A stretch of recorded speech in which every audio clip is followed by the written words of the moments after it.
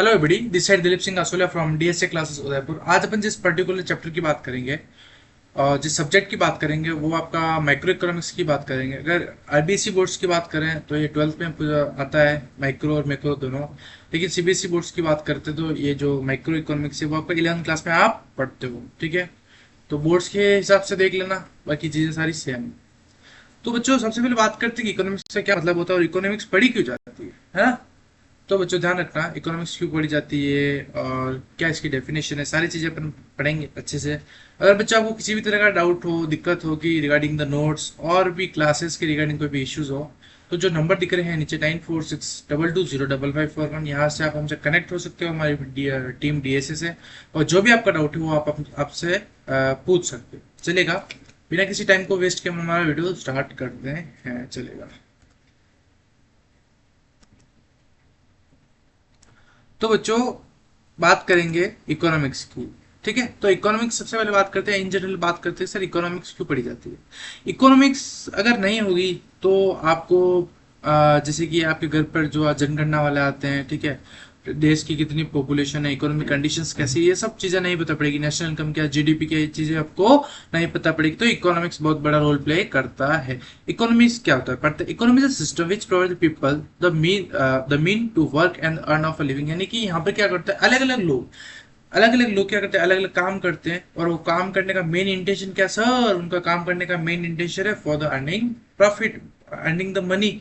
ठीक है, यानी कि इसमें मनी प्रॉफिट की बात नहीं करेंगे, यानी कि पैसा कमाना ही हमारा मेन उद्देश्य रहता है किसी भी इकोनॉमी में। वापस पढ़ते, economy is a system which provide people the mean of the work and earn a living. यानी कि कुछ जो काम करते हैं उसके बदले उनको पैसा मिलता है। जैसे कि आप देखना कि काफी सारे लोग होते हैं जो प्रोडक्शंस करते हैं, कुछ मैन्युफैक्चर करते हैं, कुछ चीजें सेल करते हैं, कुछ चीजें बनाते हैं, या फिर कोई किसी के अंदर में लेबर एज ए लेबर काम कर रहा है, कोई सुपीरियर है, कोई सबऑर्डिनेट। तो मेन इंटेंशन सबका क्या सर, सबका मेन इंटेंशन है फॉर अर्निंग मनी, यानी अर्निंग अर्निंग मनी। ठीक है, यानी कि पैसा अर्न करना ही उनका मेन मोटिव है। फिर बात करते हैं सर इकोनॉमी के दो टाइप्स होते हैं मेनली, ओपन इकोनॉमी क्या होती है और क्लोज्ड इकोनॉमी क्या होती है।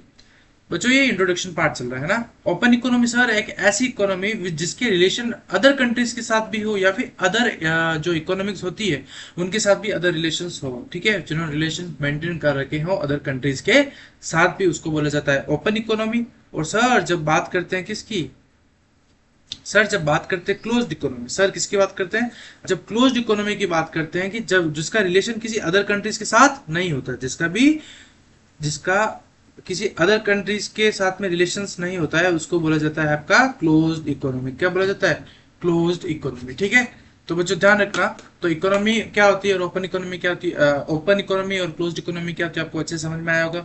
फिर सर अपन ने बात की थी इकोनॉमिक्स क्यों पढ़ी जाती है, कि मेन इंटेंशन क्या है, कि यानी कि जो भी लोग यहाँ काम कर रहे हैं उसके बदले उनको क्या दिया जाए सर, उसके बदले उनको पैसा दिया जाए। आई होप कि इकोनॉमिक्स क्या होती है, इकोनॉमिक्स क्यों पढ़ी जाती है ये भी समझ में आया हो। और सेकंड चीज आपको ओपन इकोनॉमी क्या होती है, क्लोज्ड इकोनॉमी क्या होती है, वो भी आपको चीजें समझ में आई हो। चलेगा, नेक्स्ट बात करते हैं स्केर्सिटी क्या होती है। चलेगा, स्केर्सिटी से बात करते हैं, तो scarcity refer to the limitation of the supply in relation to demand for the company. बच्चों स्केर्सिटी का मतलब कुछ नहीं होता, स्केर्सिटी का मतलब होता है कि मान लीजिएगा, क्या मान लीजिएगा कि आपने 10 आईफोन क्या क्या मैन्युफैक्चर किए, यानी कि आईफोन जो कंपनी है वो 10 आईफोन बना रही है। तो कितने आईफोन है अपने पास में सर, 10 आईफोन है, तो अपन मार्केट में कितने सेल करेंगे, क्या 11 सेल कर सकते हो क्या, अरे है ही 10 है तो 10 ही सेल करेंगे। तो अपने पास में 10 आईफोन है जो अपन उसको क्या कर सकते हैं सर, सेल कर सकते हैं। लेकिन उस आईफोन की डिमांड आज की डेट में पर्टिकुलर पॉइंट ऑफ टाइम में मान लीजिएगा कि 15 है। कितनी है, 15 है। क्या 15 जनों को मोबाइल दे सकते हो क्या आईफोन, नहीं दे सकते। क्यों, बिकॉज अपने पास में जो आईफोन है वो कितने सर, आप आईफोन 10 ही है बट डिमांड कितनी है, 15। तो स्कैरसिटी उसी को बोला जाता है, यानी कि कमी। स्कैरसिटी को इन जनरल क्या बोलेंगे सर, स्कैरसिटी को बोला जाएगा कमी। ठीक है, आई होप कि यहाँ तक आपको अच्छे समझ में आया होगा। The scarcity refer to the limitation of supply in relation to demand for a company, और demand of resources are more than its supply, यानी कि सप्लाई कम है लेकिन उस पर्टिकुलर प्रोडक्ट की क्या है सर, डिमांड बहुत ज्यादा है। मैंने नीचे एग्जांपल भी मेंशन कर रखा है, वो आप अच्छे से पढ़ लेना। फिर तो बच्चों बात करें तो इकोनॉमिक प्रॉब्लम्स की, ये क्वेश्चन आरबीएससी में 3 to 4 मार्क्स का आ सकता है। तो बात करते हैं इकोनॉमिक्स प्रॉब्लम्स क्या क्या होती है। तो तीन होती है। क्या होती है? तीन। कितनी होती है? तीन। ध्यान रखना। कौन कौन सी होती है सर? कौन कौन सी होती है वो तो बताओ एक बार। तो सबसे पहले आपकी होती है scarcity of resources, unlimited human bonds और alternative uses. Scarcity of resources आपको पता है कि जो रिसोर्सेज है अपने इकोनॉमिक्स के पास में, जो इकोनॉमी में, जो भी इंडिया में, जो भी आपके पास रिसोर्सेज है वो क्या सर बहुत सारे रिसोर्सेज है? नहीं सर, रिसोर्सेज अपने पास में क्या है? लिमिटेड है। तो स्केर्सिटी का क्या मतलब होता है? कमी। रिसोर्सेज में क्या अपने पास में कमी है। फिर सेकंड है unlimited human bonds. Human bonds क्या अनलिमिटेड है। मान लीजिएगा कि कोई रामू है, कोई शामू है, उसको उसके पेरेंट्स अगर मोबाइल दिलाएंगे, नॉर्मल मोबाइल दिलाएंगे, तो वो क्या करेगा? अपने फ्रेंड से या फिर अपने कजिन से उस मोबाइल को कंपेयर करेगा, फिर बोलेगा उसमें सेल्फी अच्छी नहीं आती है, इसमें ये फीचर्स अच्छे नहीं है। यानी कि वो नेक्स्ट बेस्ट अल्टरनेटिव की तरफ जाएगा। यानी कि उससे जो जो उसको अभी है उससे वो सेटिस्फाइड नहीं है। उससे जो अच्छा है वो यूज सोचेगा कि मेरे को ये चीज है। जैसे कि अभी आपने देखा होगा कि आपको पेरेंट्स नॉर्मल बाइक दिलाते तो आप उससे स्पोर्ट्स वाली बाइक की तरफ ज्यादा अट्रैक्ट होते हो कि ये बाइक में अब मेरे को ये वाली चाहिए, ऐसा है। ठीक है। अल्टरनेटिव यूज, जैसे कि लैंड है, उसका अल्टरनेटिव यूज है। लैंड को आप कॉमर्शियल पर्पस के लिए भी यूज ले सकते हो और एग्रीकल्चर पर्पस के लिए भी यूज ले सकते हो। तो इकोनॉमिक्स प्रॉब्लम्स की बात करें तो ध्यान रखना मेनली कितने होती थ्री होती है। Scarcity of resources, unlimited human wants और अल्टरनेटेड यूजेस। एक बार इसको अच्छे से पढ़ लेते हैं तो आपको अच्छे समझ में आ गया। स्कैरसिटी ऑफ रिसोर्सेज की बात करते हैं। Every economy focus the storage of the resources in relation to their demand. This is the basic reason for the economic problem in all economics. Scarcity is a universal and applies to all the individuals, organizations, or and countries. There would have been no economic problem if resources are not scarce. अगर किसी भी economy में अगर वो proper कह सकते हैं resource होंगे तो क्या स्कैरसिटी की प्रॉब्लम आएगी? क्या क्या इकोनॉमिक प्रॉब्लम होगा? क्या तो नहीं होगा। तो ये बोल रहा है कि कोई सी भी इकोनॉमी वहां पर इकोनॉमिक प्रॉब्लम्स आती है रिगार्डिंग द स्कैरसिटी, बिकॉज की रिसोर्सेज की क्या है? कमी है। फिर सेकंड है अनलिमिटेड ह्यूमन वांट्स, जो आपको पता है कि ह्यूमन वांट्स क्या है, कभी सेटिस्फाइड होता ही नहीं है वो, उसका क्या अनलिमिटेड ह्यूमन वांट्स है। ठीक है। Human wants are never ending and can never be fully satisfied. As soon as one want is satisfied, another want emerges. ठीक है।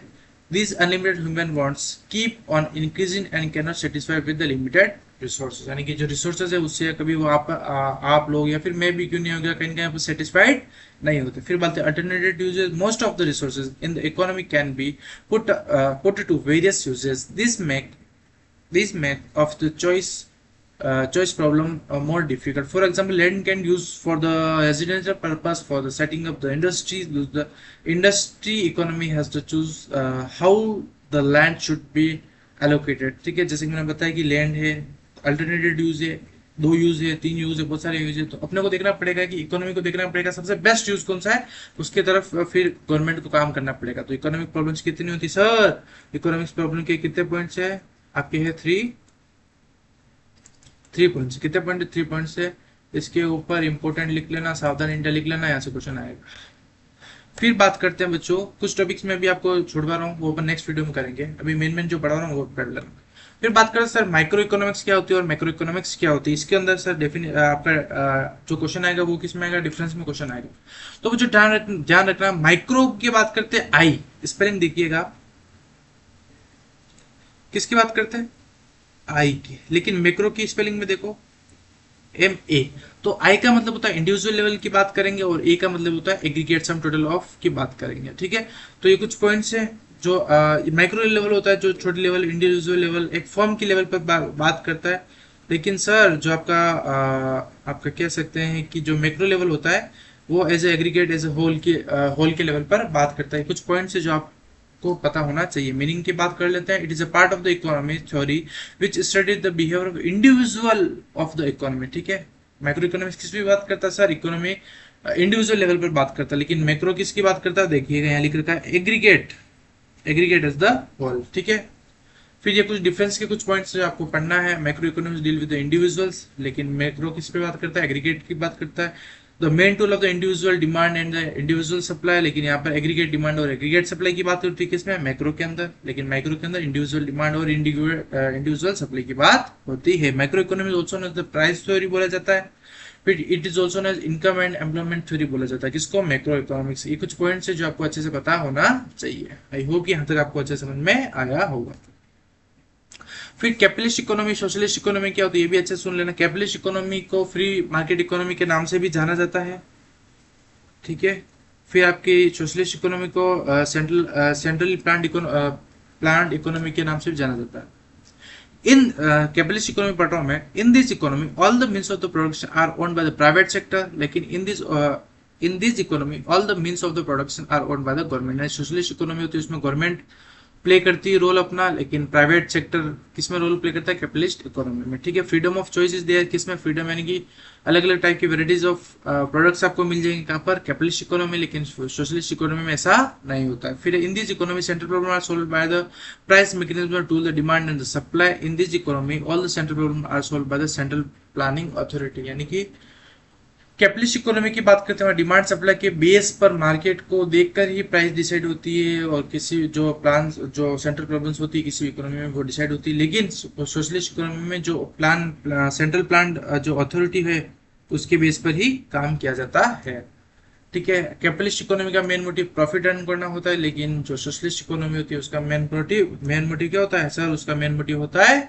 सोशल वेलफेयर, ठीक है। आई होप कि ये डिफरेंस आपको अच्छे समझ में आया होगा। डिफरेंस वाले क्वेश्चन सब अच्छे से करके जाना, इंपॉर्टेंट है, एग्जाम रिलेवेंट है ना।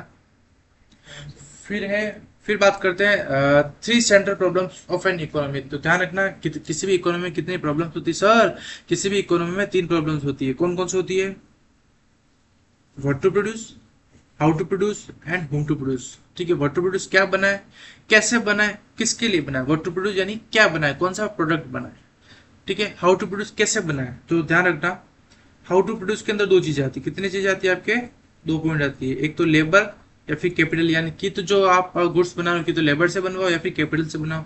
और होम टू प्रोड्यूस के अंदर भी वापस 2 चीजें आती है कि सर किसके लिए बनाए, रिच सेक्शंस के लिए या फिर पुअर सेक्शंस के लिए बनाए, ठीक है।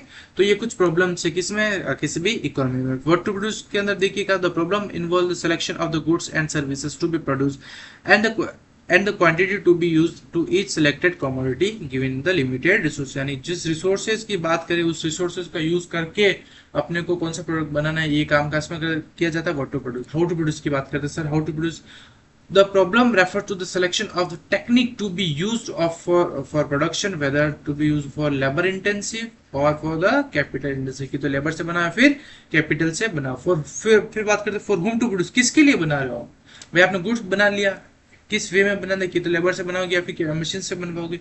अब बात करते हैं जो गुड्स बनाए वो किस सेक्शंस के लिए बनाए, पढ़ते हैं the problem related to the distribution of the produce goods and services among the individual within the country based on the income level and the paying capacity। यानी कि जो गुड्स बनाया वो किस बेस पर बनाया, कि तो रिच सेक्शंस के लिए बनाया या फिर पुअर सेक्शंस के लिए बनाया है।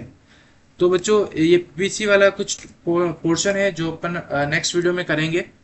तो यहाँ पर आपका इंट्रोडक्शन पार्ट माइक्रो इकोनॉमिक्स का अच्छे से खत्म होता है। मेन चीज आपको क्या पढ़नी है सर, मेन चीज पढ़नी है आपको इको की डेफिनेशन, माइक्रो और मैक्रो में डिफरेंस, फिर एक कैपिटलिस्ट और सोशलिस्ट में डिफरेंस, ये चीजें आपको अच्छे से करनी है। स्कैरसिटी क्या होती है, ये चीजें अच्छे से करनी है, ठीक है। अगर इस वीडियो की बात करें तो ये तो आपको अच्छे से करना ही है।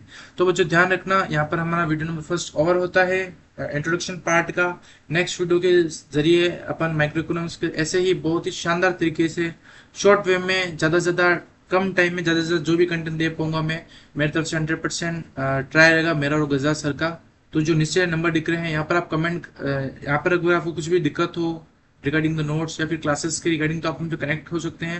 हमारी क्लासेस बिल्कुल फ्री ऑफ कॉस्ट रहती है उदयपुर राजस्थान से।